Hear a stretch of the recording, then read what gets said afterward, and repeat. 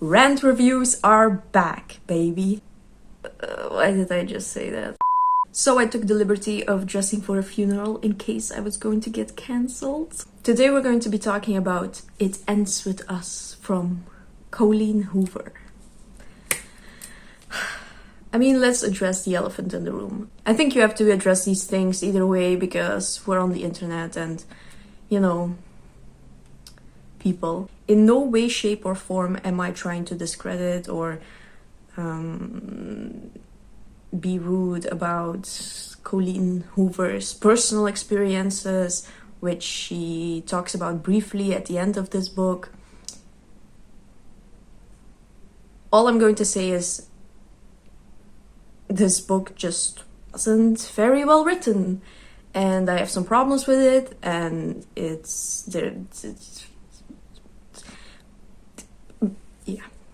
Anyway, a friend of mine was like, don't you get tired always hating on stuff? And I was like, no, it fuels me. I have so much hatred in my heart. All I live on at this point is spite, caffeine, and hatred, which those two are basically the same thing. First of all, I have to say that I have never read a Colleen Hoover novel. She's just all over the internet. She's all over Bookstagram, Book Talk, from what I've heard. I'm not on there. I had my assumptions, certainly, going into this book, and I don't know. Was it worse than I imagined? Some of it was, some of it wasn't. The thing is, her book, I get why they're so popular. Kind of, maybe. I will have to read more books, sadly, to form an overall opinion, which Satan help me, but I am like morbidly curious. I mean, it's everything that I imagined, but it's also somehow worse, you know? Fun to rant about, I guess. So good for all of you.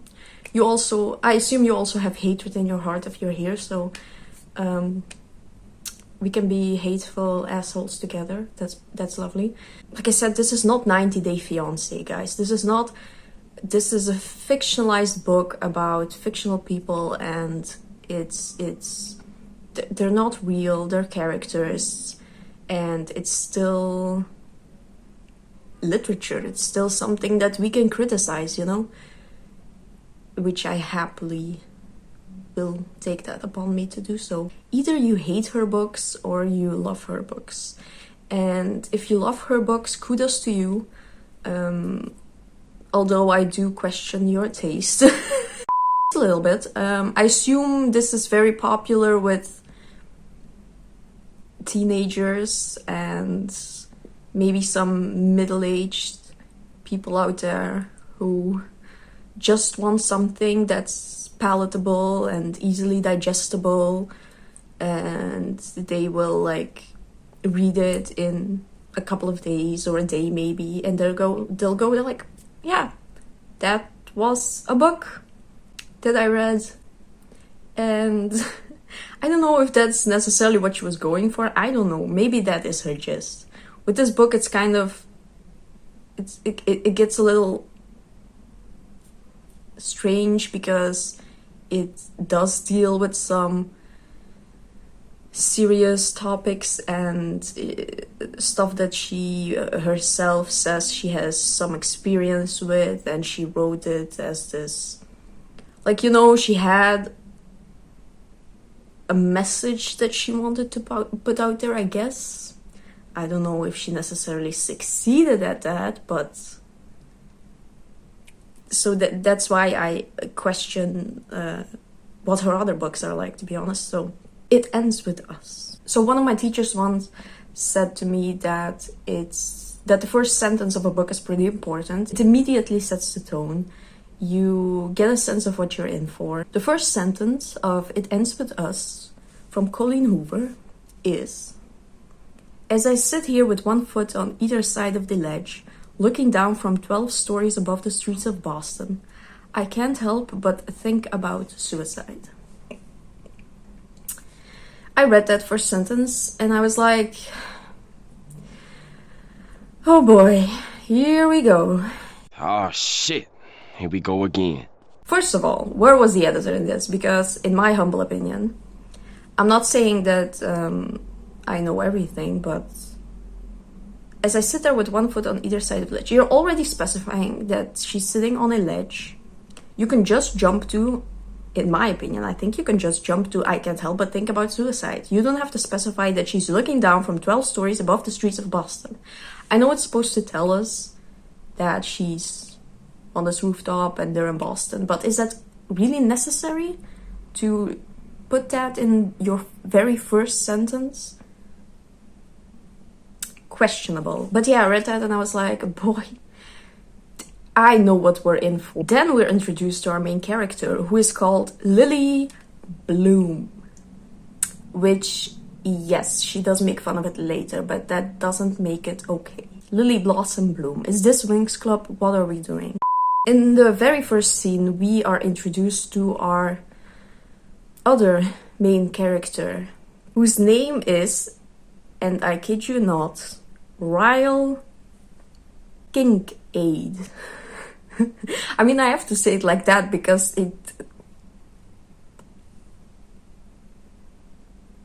Ryle Kincaid.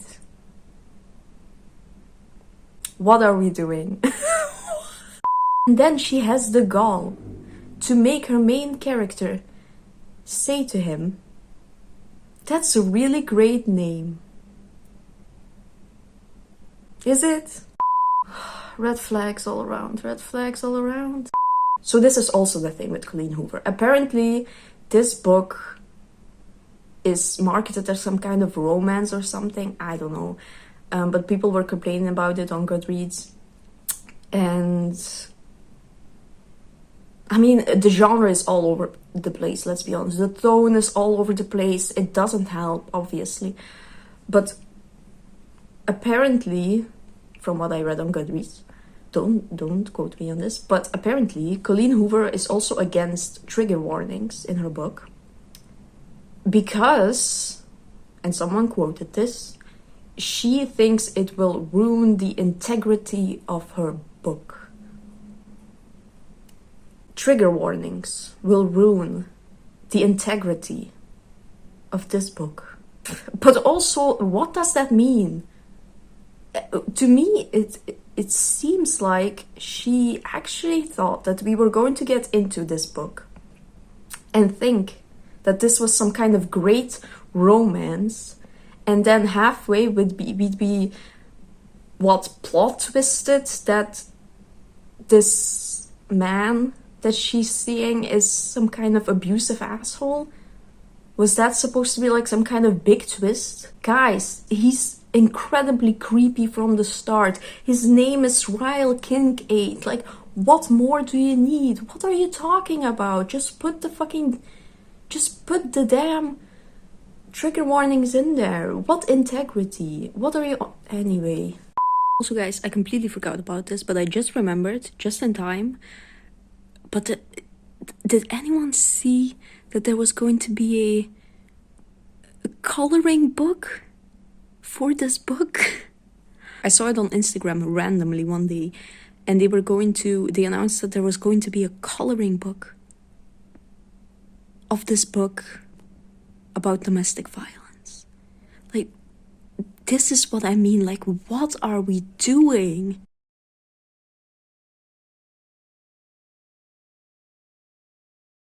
I hadn't even read this book yet, but I was like, what? Because I had heard some stuff, from the grapevines. Is it the grapevines or the grapevines? Anyway, so I was kind of like, I had a feeling that I knew what this book was kind of about, So even but I hadn't read it. And even I was like, what? Is this a good idea? I don't think so. And then they, like, literally a day later, they were like, we apologize. It wasn't our intention to be offensive, to be insensitive. We just, I don't know, what were they thinking? I mean, not only Colleen Hoover, who basically, like, she said she was fine with it, I guess. But also, like, all the people involved were like, yes, this is a good idea. Was everyone on crack that day or something? Was everyone doing crack at the office that day? Because that's just wild to me. But anyway, back to the regular video. So our two main characters meet in the first chapter, and they are both standing on this rooftop. They're all alone on a rooftop, and they don't know each other. And like, this is what I mean when I say she doesn't believe in trigger warnings, because she wanted us to believe that this was some kind of normal romance that would turn like twisted and dark all of a sudden, but it makes no sense because he's creepy from the start. He's scary from the start. So they're all alone on this rooftop, and one of the first things our main character witnesses, also this is written in first, from like the first perspective, and like, good God, are people still allowed to do that? Anyway, 50 Shades of Grey has nothing on this book, let's put it like that. So they're alone on this freaking rooftop, and one of the first things she witnesses about this man that she doesn't know is like, he starts beating on this lawn chair, or like this furniture that's up there, and he's taking his frustrations out on this thing, and he's like being all aggressive and stuff. And that's not a warning sign. That's not a trigger warning in and of itself. Whatever your background is, as a woman, I don't know, maybe I'm just speaking for myself, but as a woman, if I was all alone on a rooftop with a man who I didn't know, and I saw him be all aggressive and like beating up this lawn chair, I'd be the hell out of there. Bye! So they introduce themselves, and she's like, I'm Lily Blossom Bloom, and it's a really stupid name, but it's like ironic and stuff. I don't know. And then he's like, I'm Ryle Kincaid. And for some reason, she doesn't run away. They also have this really annoying thing that they start doing, which is like a naked truth, they call it. It gets so annoying. I was like, if I see naked truth written one more time, I'm going to yeet this book out of my window. It's such lazy storytelling. Like, all they do is like, whenever they want to say something truthful to each other, they're like, I'm gonna say a naked truth, and it's all supposed to be like quirky and like... This is one of those books that I kind of get why it's so popular, because it's so easy to read, you know? It's so, like, you don't have to think about anything, you know?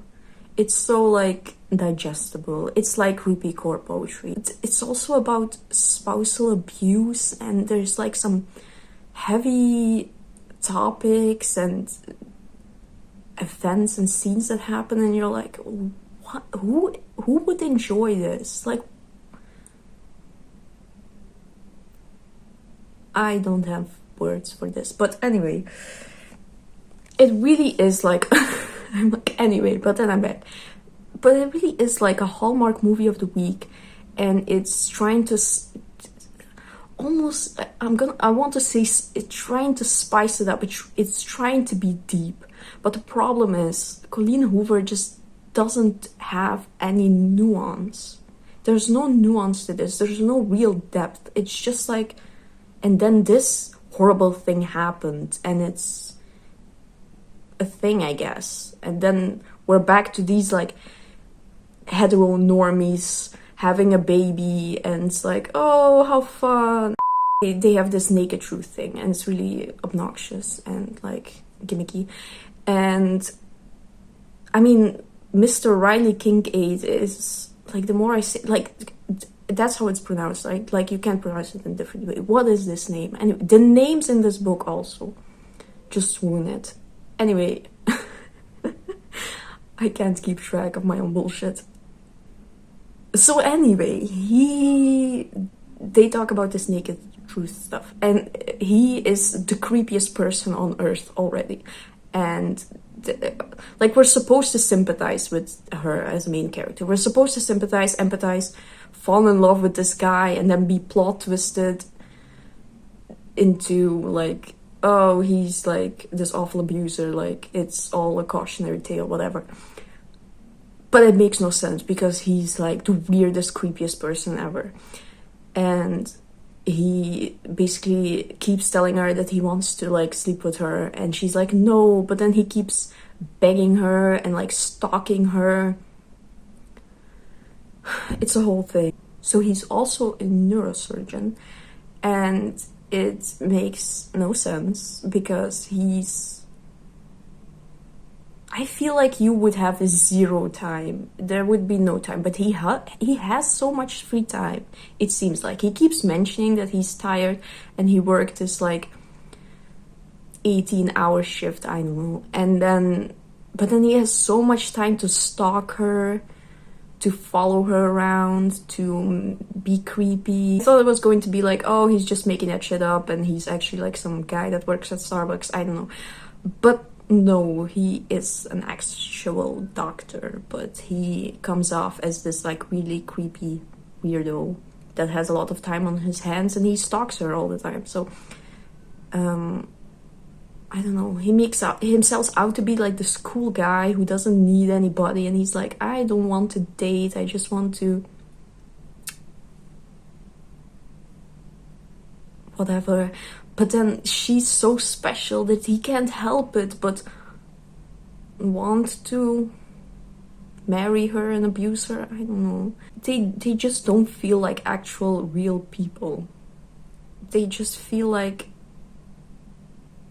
we barely know them, to be honest. Her name is Lily Blossom Bloom. She likes gardening and she runs a flower shop, and it's all ironic and quirky and funny, whatever. And that's basically the gist of her character. And she is very like helpful, and she wants to help everybody, and that's why she falls into this trap with this guy, because she wants to save him, I guess. And there's this other story that goes on. There are basically these flashbacks that we get in the form of letters that she wrote to Ellen, when she was like young. When was this book written, to be honest? Because it did feel like it was, I thought it was pretty recent, but it feels like it was like 20 years ago. She writes these letters to Ellen in which she talks about her life when she was younger, and we basically get these flashbacks of her relationship with her parents and their like horrible abusive marriage, and it's all sad and tragic. But at the same time, she also falls for this random homeless boy who lives next door, and they have this romance going on at the same time, and it's all very disjointed. It's all kind of, I don't know what the point is supposed to be of this entire thing. It's so disjointed, and like his name is Atlas, and like what the fuck does that mean? Atlas, because he's homeless around the globe? I don't know. What does that mean? Someone please tell me. What's with these names? They also just take you out. But like the choices that were made just make it come off as ridiculous. She starts dating this kink man. That first scene they meet at the rooftop, he takes a picture of her, which is also like, what? He takes a picture of her, which already, like, call the police. 911. This is an emergency. This man, Kink A, is taking my picture. He might be a serial killer. So he takes a picture of her. And then the third time she meets him, the third time in her life she meets him, like months later at this party at his house, place, apartment, and she sees that he has this picture blown up, hanging in his apartment, and it's all distorted so no one can tell it's her, but she knows it's her, and he knows it's her. He has this like gigantic picture of her in his apartment from the first time they randomly met. Is that not the creepiest thing you've ever heard? Is that not like a sign to call the police? To get a restraining order? She's like, oh, why is he doing this? Because he's scary. So she starts dating this man, as you would. It really is like an episode of 90 Day Fiancé, to be honest. He says, I don't want to scare you away, does the scariest things imaginable. And she's like, but he's a doctor. There's this line: there's no such thing as bad people. We're all just people who sometimes do bad things. And this comes up several times, and it's all supposed to be some kind of explanation for I don't know what, but it comes up. And she uses it to justify, like, in the end, basically him still having a relationship with his child. Spoiler, she gets pregnant, because of course she does. She keeps this abusive, aggressive, scary man around, and he has a relationship with his daughter because she says there's no such thing as bad people. We're all just people who sometimes do bad things. Ever heard about Jeffrey Dahmer? Epstein? If you've ever been a girl in high school, I think you know that evil exists in this world. Some people are just plain evil.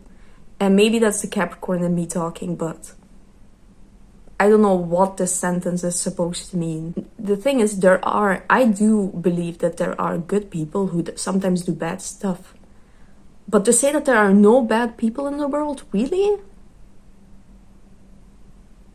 Is Colleen Hoover a Christian or something? Like, what does that mean? Okay, so basically he turns into an abusive asshole and he starts pushing her around, and then he basically sad backstories himself, and he's like, you know, there's something you have to know about me. When I was like younger, I accidentally shot my brother, or like killed him accidentally, and yeah, that's my story. I went like, oh, what does that have to do with anything? He's supposed to manipulate her, he's supposed to gaslight her, but like, is this the way to do it? Also, there are just too many coincidences in this book. It just becomes that also adds to the Hallmark movie feel of it all, you know? Like in the first scene, they talk about how he's upset because he lost a patient, and it was a little boy who accidentally got shot by his brother. And then later on, he uses that story. I don't know, maybe it was made up. Honestly, that would make more sense, to be honest. That he was like lying and bullshitting. But I don't think he was, because that's never mentioned, I believe. Or maybe I just zoned out. But anyway, so later on, he's like, the exact same thing happened to me when I was younger. And it's like, okay. And then he runs into her. He keeps running into her because apparently his sister now works for her. And it's all like coincidence after coincidence. And it's like, I don't know, maybe he's just a stalker. Maybe that was the whole gist of it. But I don't know. The ending just makes it seem as if it's some kind of like, oh, it was all, you know, I don't know. Honestly, guys, I'm as confused as you are. And then they meet Atlas, who works at the restaurant where they go, and it's all so like, stop it. Like, what's the next coincidence? Like, what is going to happen now? It's so formulaic, and it just makes no sense. Like, this is honestly the most fanfiction-y thing I've read in a while, and I read fanfiction like every day, so that's saying a lot. The thing is, she starts comparing Ryle to her father, who was like the worst of the worst, you know, the most stereotypically villainous person you can imagine. And this is also the problem. This is also the problem. We get this backstory on her parents, who had a very horrible marriage. Her father was like the worst abuser, you know, and he does the worst things you can possibly imagine. And it's all very over the top, and they're not even people. They're just walking stereotypes, and you don't really feel invested. And also, when these like over the top horrible things happen, it's like, what are we doing? We don't know anything about this. And so she basically compares Ryle to her father, and she's like, well, he's not as bad as him. And like, okay, that's like, I mean, he's not the worst person I know, so I guess he's fine. We're supposed to empathize with her mother a lot. That's kind of also the gist of this story, that she ends up in a similar situation to her mother. And all of a sudden she's like, oh, I get it now. I feel so much, like, not compassion, because she had compassion for her, but she never got it. And at the end she's kind of like, I get it now. I get what she was coming from. But like, we don't, as readers, I don't get where she's coming from, because these people are barely characters. They're just like stereotypes, and they're there to drive the story along, and they do the most cliche horrible things, and they are very one-dimensional, and that's it. She's like, oh, I have to stay with him, like, I remember our marriage vows, for better or for worse, which I was also thinking, like, is that still a thing? Like, how is marriage still a thing, to be honest, guys? I mean, this is like another tangent altogether, but how is marriage still a thing? How are those words still a thing, for better or worse? That just seems like a bad deal, you know? Like, you never know what... Like, you're marrying this person for better or worse. Okay, I get that. But then what if all of a sudden they decide they want to be, like, a serial killer? You know, I mean, that's a bit of a stretch. But what if they all of a sudden decide they're not going to be brushing their teeth anymore? Like, are you supposed to stay with them? Because that just seems gross. You know what I'm saying? That for better or worse deal just seems like a bad deal altogether. Like, there should be some loopholes. And also, he just continues to be... It's supposed to be like this thing at the end where she's allowing him to spend time with his daughter because, I don't know, he's supposed to feel sorry for what he did or something. Honestly, it makes no sense. But there's also this weird scene where she's pregnant and she goes to shower, and then she goes into labor, basically. She starts having contractions and he has to take her to the hospital, and she steps out of the shower and she's in pain and she's in labor, and he's like, you're so beautiful. And it's like, what the fuck are you doing, guy? Just get her in the fucking car and drive to the hospital. And she's like, oh, even though I'm having horrible stomach pains and this baby can pop out at any second, I was like, it's so sweet of him. It's like one of our better moments. His characterization was all over the place, but he was consistently creepy. So I don't know what we're supposed to get out of this. But we also have this other romance with Atlas on the side, you know, who is very successful now, and he's like the knight in shining armor, and it's all very, you know, movie of the week, because he's like the good guy and the other guy is the bad guy. But there are no bad people, you know, just people who do bad stuff. Okay, I think that might be it. I think those are all of my thoughts and prayers.